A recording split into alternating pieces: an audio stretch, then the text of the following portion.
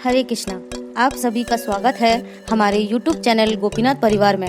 इस चैनल के द्वारा आप सत्संग का लाभ उठा सकते हैं और अपने जीवन को सफल बना सकते हैं। आप सभी इस चैनल को सब्सक्राइब करें, बेल आइकन दबाएं, जिससे हमारा प्रत्येक वीडियो आप तक पहुंच सके।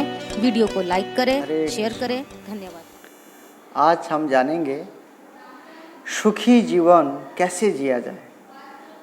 सभी हम सुखी होना चाहते हैं, आप सब भी सुखी होना चाहते हैं, सभी लोग सुख प्राप्त करना चाहते हैं, लेकिन क्या सभी को सुख मिलता है? वास्तव में सुख मिल सकता है, सभी को ही सुख मिल सकता है यदि सभी इस प्रकार का जीवन जिएंगे, तभी सुखी हो सकता है व्यक्ति। जब हम धर्मपरायण होंगे, धर्म के हिसाब से जीवन को जिएंगे, भगवान के हिसाब से जीवन को जिएंगे, तभी हम जो है सुखी जीवन जी सकते हैं। भगवान बहुत सारे भगवत गीता में और जगह पे बहुत सारे बातें बताते हैं, ये सुखी जीवन हम कैसे जिएंगे। तो आइए हम जानते हैं। वास्तव में हमें ये जानना पड़ेगा हम क्या करें क्या ना करें, क्या करने से हमें सुखी जीवन मिलेगा, ये हमें जानना पड़ेगा। तो सबसे मेन चीज़ है योग। योग का मतलब होता है जोड़ना। किससे जोड़ना? भगवान से जोड़ना। योग अभ्यास करना चाहिए। ये हमारी अभी अभ्यास नहीं है, हम संसार में रमे हुए हैं, संसार में मति है हमारी, इसलिए हमें इस प्रकार की मति लानी पड़ेगी जे हम जैसे योग करें और जुड़े। स्वयं काय शिरोग्रीवं धारयन् चलं स्थिरः संप्रेक्ष्य नासिकाग्रं संदिशासनवलोकयन् प्रशान्तात्मः विगतभि ब्रह्मचरी व्रते स्थितः मनो संयममच्चितः युक्त आशितः मत्परः। अर्थात योगाभ्यास करने वाले को चाहिए कि वह अपने शरीर, गर्दन तथा सिर को सीधा रखे। सीधा रखने से क्या होता है? एक्टिवनेस रहती है। और इसमें क्या है, मेरुदंड में सीधा रखने से बहुत अच्छा महसूस होती है, लेकिन इसमें क्या है, बीमारी पैदा होती है और बहुत सारी प्रॉब्लम्स रहती हैं। इसलिए हमें क्या करना चाहिए? सीधा बैठना चाहिए। तो इसलिए कहते हैं योगाभ्यास करने के लिए सबसे पहले सीधा बैठना चाहिए। जैसे आप माला करने बैठते हैं, माला करते समय सीधा बैठना चाहिए तुलसी महारानी के पास। और क्या करें? सीधा रखे और नाक के अगले सिरों पर दृष्टि लगाएं। अर्थात ऐसे देखिए, ऐसे करके आंख देखिए, ऐसे होता है, मतलब इस जगह पर देखना चाहिए। क्योंकि दृष्टि जो है हमारी भटकती रहती है, जहाँ भी दृष्टि जाती है, इधर जाती है, इधर जाती है, तो हमारा मन भी सारी चीज़ें वहाँ चली जाती है। इसलिए कहते हैं नाक में दृष्टि होना चाहिए। तो ऐसा कर सकते हैं आप। कोई भगवान का, जैसे भगवान का चित्र है, जैसे भगवत गीता है, भगवान का चित्र है, उस चित्र को आप देख सकते हैं, इतना अच्छा से देख सकते हैं भगवान के चित्र को। तो क्या होगा, सारे मन वगैरह जो है चित्र में ही रहेगा भगवान के, है ना। तो इसलिए नाक के सीधा हमारा लक्ष्य होना चाहिए, किसी और जगह पे नहीं। इसलिए भगवान यहाँ पर कहते हैं और अगले सिरे पर दृष्टि लगाएं। इस प्रकार वह अविचल तथा दमित मन से, अविचल का मतलब है जो हमेशा, क्या कहते हैं, अविचल, जो मन बहुत चंचल होता है, लेकिन ये जो अविचल मन, अविचल मतलब कभी विचलित नहीं होने वाला, ऐसे मन को इसको ऐसे भी समझ सकते हैं जो मन कभी बस में नहीं आने वाला होता है, ऐसे मन भी बस में हो जाता है। और क्या करते हैं? दमित मन से, जब आप मन को अविचल कर देते हैं, जब उसको दमित कर देते हैं, वो एक जगह पे टिका देते हैं, भगवान के चरणों में डाल देते हैं, जहाँ भगवान की मुखड़ा को दर्शन करने में, जहाँ भगवान की विग्रह को दर्शन करने में लगा देते हैं, तो मन क्या होता है? दमित हो जाता है, दम जाता है। दम मतलब थक जाता है, एक जगह पे मन लग जाता है। जहाँ ऐसे भी समझ सकते हैं, जब भगवान का दर्शन करते हैं हमारा मन जो है प्रफुल्लित हो जाता है भगवान की दर्शन से, भगवान की चरण कमलों की दर्शन से, भगवान की सुंदरता से, है ना। तो मन को हम बहुत जल्दी से बस में कर सकते हैं। और जैसे ही भगवान को हम देखते हैं तो भगवान के चिंतन होने लगता है, हमारी सारी मन बुद्धि सारी चीज़ भगवान में लग जाता है। यही हमारा मेन काम है कि किसी ना किसी तरीक़ा से मन हमारा भगवान की सेवा में लग जाए। दमित मन से हम क्या करते हैं? उसको अविचल मन को बस में कर लेते हैं, भय रहित हो जाते हैं, क्योंकि डरता कौन है? जो गलत करता है वो हमेशा डर में रहता है। जो व्यक्ति सच्चा इंसान होता है, जो व्यक्ति कोई गलत नहीं करता है, भगवान के हिसाब से जीवन को जीता है, वो कभी डरते नहीं है, वो बिल्कुल निडर होता है, निर्भय होता है। विषयी जीवन से पूर्णतः मुक्त होकर, विषयी जीवन का मतलब है बहुत सारी चीज़ों को भोग करने की इच्छा होती है, तो ऐसे जीवन से हमें क्या करना पड़ेगा? मुक्त होना पड़ेगा। हाँ, खाना है, खाना जरूरी है, भगवान का प्रसाद पाए, इस प्रकार का मतलब अच्छा जीवन को जिए, फिर हम विषय से रहित हो सकता है। पूर्णतः मुक्त होकर अपने हृदय में मेरा चिंतन करता है। भगवान कहते हैं सब जगह से मन को हटा करके केवल मेरा चिंतन करता है, भगवान कहते हैं, तो वो व्यक्ति क्या हो जाता है ना, मुझ में अपना परम लक्ष्य को बना लेता है, वो व्यक्ति मुझे प्राप्त कर सकता है। वो व्यक्ति योगाभ्यास के द्वारा, इस प्रकार के योगाभ्यास के द्वारा अपने मन को खींच करके ला करके मेरे चरणों में लगा देता है, वह मुझ में लगा देता है, वही व्यक्ति मुझे प्राप्त कर सकता है। आगे कहते हैं, जुजन्नैवं सदा आत्मानं योगी नियतमानसः शांतिं निर्वाण परमां मतसं स्थाम अधिगच्छति। इस प्रकार शरीर तथा मन कर्म में निरंतर संयम का अभ्यास करते हुए संयमित मन वाले योगी को इस भौतिक अस्तित्व की समाप्ति पर भगवत धाम की प्राप्ति होती है। अर्थात जब आप सारा मन, आपका बुद्धि, आपका आंखें, सब चीज़ भगवान में लगा दिए, जितना भी आप समय भजन कर रहे हैं, ऐसे अभ्यास करते करते आपका मन सदा भगवान का चिंतन करते रहे, आपका मुंह सदा भगवान का नाम लेते रहे, है ना, कान आपका भगवान का वाणी को सुनने में लगाएं, भगवान के क्या कहते हैं हरिनाम सुनने में लगाएं, जो आप महामंत्र बोल रहे हैं उसको सुनने में कान को लगा दें। इस प्रकार के सारे अंगों को जब आप लगा देते हैं भगवान की सेवा में, तो ऑटोमेटिकली क्या होता है, ये योगाभ्यास के द्वारा, इसको कहते हैं योगाभ्यास, कलयुग में यही योगाभ्यास है कि किसी ना किसी तरीका से सारे हमारे अंग को भगवान की सेवा में लगा देना, यही वास्तव में योग है। ऐसा योग नहीं है जो हजार साल तक बैठ करके आप तपस्या करें, भगवान का चिंतन करें, ऐसा संभव नहीं है, क्योंकि हमें काम काज भी करना पड़ेगा, घर परिवार गृहस्थ सभी को चलाना पड़ेगा, देखना पड़ेगा, तो उसमें रह करके भी आप भगवान का भजन कर सकते हैं। जैसे आप काम कर रहे हैं, जैसे आप खाना बना रहे हैं, जैसे आप क्या कहते हैं नहाते हैं, आप भगवान का नाम ले सकते हैं। मतलब इतना आसान है भगवान का भजन करने का, बहुत अच्छा तरीका है।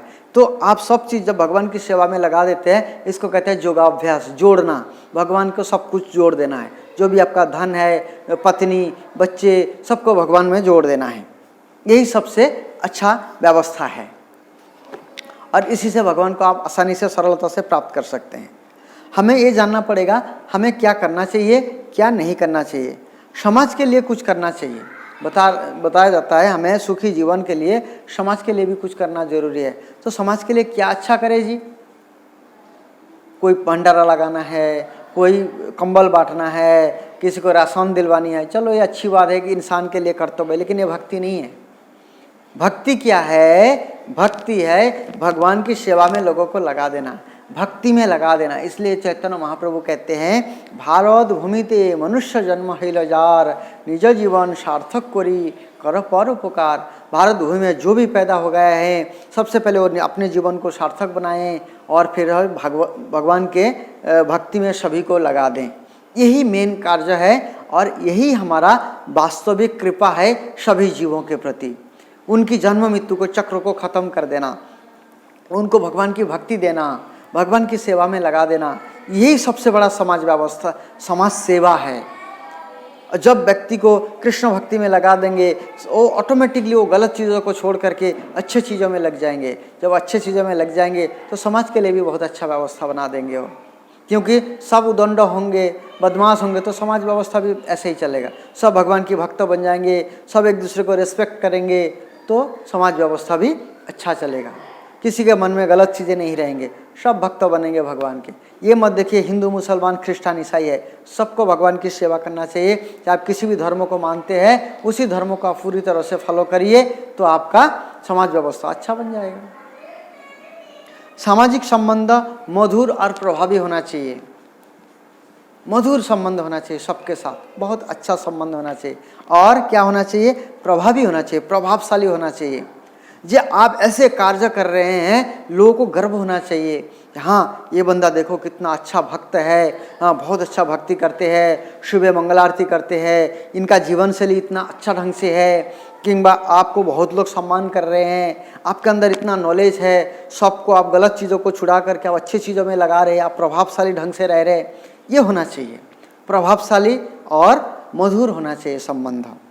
और खान पान बहुत अच्छा होना चाहिए, भगवान का प्रसाद पाना चाहिए, अच्छे विचार आती है खान पान से, तो खान पान अच्छा होना चाहिए, भगवान की प्रसाद ही पाना चाहिए केवल। भगवान की प्रसाद पाना क्यों जरूरी है? क्योंकि उसमें भगवान का जो है कृपा मिलता है हमें, हम पाप से बच जाते हैं और हमारा चेतना ऐसे बनता है हम गलत चीज़ों से बच सकते हैं। और भगवान की प्रसाद खाने वाले उनका मन मलिन नहीं हो सकता है। भगवान की प्रसाद खाने से हमारा चेतना शुद्ध होती है, मन शुद्ध होते हैं, इसलिए भगवान का प्रसाद खाना जरूरी है। परिवार में भी मधुर संबंध नहीं है, रीजन क्या है? रीजन ये है हम जो है किसी से ज़्यादा प्यार करते हैं, किसी से कम प्यार करते हैं। इसका रीजन ये है हमारी आसक्ति है, हमें जिनके प्रति थोड़ा ज़्यादा अटैचमेंट रहता है उनको ज़्यादा प्रेम करते हैं, जिनको कम रहता है उनसे कम करते हैं। एक परिवार में जैसे बच्चा जब शादी नहीं करता है तब तक माता पिता से प्रेम होती है, जैसे ही शादी कर लेता है पत्नी से प्रेम हो जाता है, फिर बच्चे हो जाते हैं बच्चे से प्रेम हो जाता है, फिर माता पिता को भी बंदा भूल जाता है। लेकिन हमें क्या करना चाहिए? सबसे समान संबंध रखना चाहिए, भाई से भाई का, बाप से बाप का, माँ से माँ का, सबसे प्यार करना चाहिए। इसलिए मधुर संबंध होना चाहिए परिवार के साथ भी। गृहस्थ में रहकर भी एक सन्यासी जीवन बिता सकते हैं, क्योंकि सब चीज किसके है? भगवान के है। ईशावास्य इदम सर्वम जत किंचित जगतम जगत तेन त्यक्तन भुंजिता माँ गृह कश्य सिद्धनम। आँख खोलते जो भी वस्तु हमें दिखाई पड़ता है वो सारे भगवान का है, ये समझ करके हमें उतना ही वस्तु को स्वीकार करना चाहिए जितना हमारे लिए निर्धारित किया गया है। हमें केवल इकट्ठा करते जाना है, करते जाना है, करते जाना है, ऐसे नहीं करना है। जितना जरूरी है उतना जरूरी है, इकट्ठा करना जरूरी भी है, लेकिन जितना चाहिए उतना, केवल उसी काम में लगे नहीं रहना है।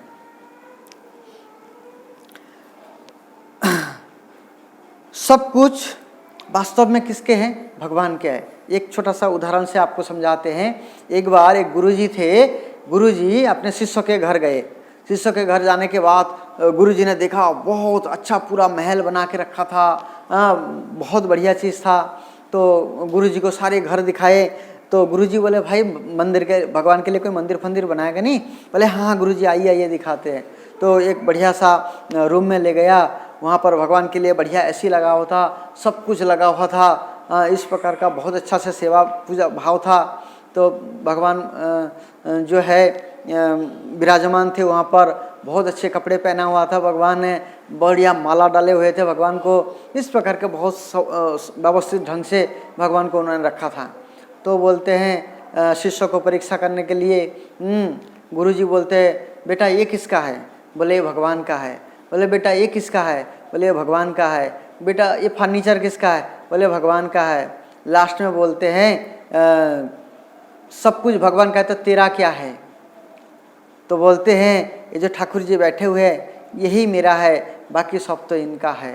तो गुरु जी बहुत प्रसन्न होते हैं। वास्तव में ये सारे चीज़ जब हम भगवान का समझते हैं, ये सारे चीज़ भगवान का है, सारी चीज़ भगवान से ही आया है, वास्तव में सब चीज़ों का भोक्ता जो है भगवान है, तब जाकर के हम बहुत अच्छा से सुखी जीवन बिता सकते हैं। तो हमें आसक्ति नहीं रखना चाहिए, भगवान केवल अपना है और कोई संसार में अपना नहीं है। ये सारे जो नाश्वर चीज़ें हैं इधर उधर दिखते, सब कुछ हमें छोड़ देगा। धन साथ देते तिजोरी तक, घर की पत्नी साथ देगी दरवाजे तक, आत्मीय स्वजन पुत्र परिजन साथ देंगे शमशान घाट तक, ये शरीर साथ देगा चीता तक, बाकी तो धर्म कर्म ही साथ जाता है। इसलिए अपना केवल भगवान है। समय का महत्व समझना चाहिए। देखिए जब व्यक्ति अच्छा जीवन जीता है, जब व्यक्ति सुखी जीवन जीता है, संसार की सुख भोगता है, तब वो बंदा कुछ नहीं समझता है किसी को भी। कोई बुरा हो जाता है बोलते भगवान ने किया है, कोई अच्छा होता है तो बोलता है हमने किया है। लेकिन समय की कीमत तब पता चलता है जब हॉस्पिटल में पड़ा रहता है, एक एक सांस की कीमत 5-5 हज़ार की होती है, तब समय की कीमत पता चलता है। करोड़ों रुपया दे करके भी आप आधे घंटे 1 घंटे समय खरीद नहीं सकते हैं। आपके पास अरबों रुपया है, जमराज जी को बोलो मेरे को 2 घंटे के लिए 1-2 दिन के लिए छोड़ दीजिए, मैं ये सारा काम निपटा लूँ, फिर मेरे को ले जाना। आपका कोई काम नहीं आएगा पैसा। इसलिए समय की बड़ी कीमत है। समय, time is flying, time is money. समय उड़ रहा है और समय क्या है? पैसा है, धन है, असली धन समय है। ये समय है, इस समय को भगवान की सेवा में लगा दीजिए। ये समय मिले ना मिले दोबारा, चाहे हमें प्राप्त हो चाहे ना हो। समय नदी के पानी की तरह होते हैं, जो बह जाता है दोबारा कभी वापस नहीं आता है, वो आगे ही बढ़ता चला जाता है, आगे ही बढ़ता चला जाता है। लोग बोलते हैं 80 साल में भजन करेंगे, कहाँ 80 साल में भजन होता है? आँख फटीचर हो जाता है, देख नहीं पाता है, कान में सुनाई नहीं पड़ता है, मुंह ठीक से बोल नहीं पाता है, शरीर काम नहीं करता है। बूढ़ा उम्र में क्या भगवान का भजन होगा? जवानी पे ही नहीं होता। कितने बूढ़े लोग भजन कर रहे हैं, आप देखिए, अपने आसपास देख सकते हैं। जो व्यक्ति बचपन से ही भगवान की सेवा में लग जाते हैं वही भजन कर सकता है बढ़िया। आप बुढ़ापा का इंतजार मत कीजिए। कोई भी बूढ़ा बंदा भजन नहीं कर सकता है, क्योंकि मन सारा जीवन जिस चीज़ में लगाता है वही चीज़ों में मन लगता है। उसके लिए क्या करना चाहिए? बढ़िया किताब पढ़ना चाहिए, हरे कृष्ण महामंत्र का जप पढ़ना चाहिए और भगवान श्री कृष्ण का बहुत अच्छा भक्त बनना चाहिए। कृष्ण भावनाभित कार्य करे और आपके जो है दिव्य सुख प्राप्त हो सकता है। जब आप पूर्ण कृष्ण भावनाभावित होते हैं तो आप बहुत अच्छा भक्त बन जाएंगे। भक्त बनेंगे तो सांसारिक चीज़ों से आप बिल्कुल विरक्त हो जाएंगे। इसलिए कहते हैं भक्ति मुक्ति सिद्धि कामी सकलीय शांतो कृष्ण भक्त निष्काम अतएव शांतो। भुक्ति मुक्ति भोग चाहने वाले, मुक्ति चाहने वाले सब अशांत रहते हैं। जो संसार में कुछ ना कुछ मांगते रहते, कुछ ना कुछ मांगते रहते हैं, सब अशांत में रहते हैं। जो निष्काम होते हैं वो भगवान की भरोसे में जीते हैं, भगवान की इच्छा से जीते हैं। जो भी मिल जाए उसी से ही संतुष्टि रहता है, भगवान के हिसाब से जीवन को जीता है, वही सुखी जीवन जी सकता है, वास्तविक सुख को प्राप्त कर सकता है। इसलिए आप सब जो है वास्तविक जीवन को और सुखी जीवन को अपनाएं और वास्तविक जीवन को जिएं और कृष्ण भक्त बने, आनंद में जीवन बिताएं। हरे कृष्ण।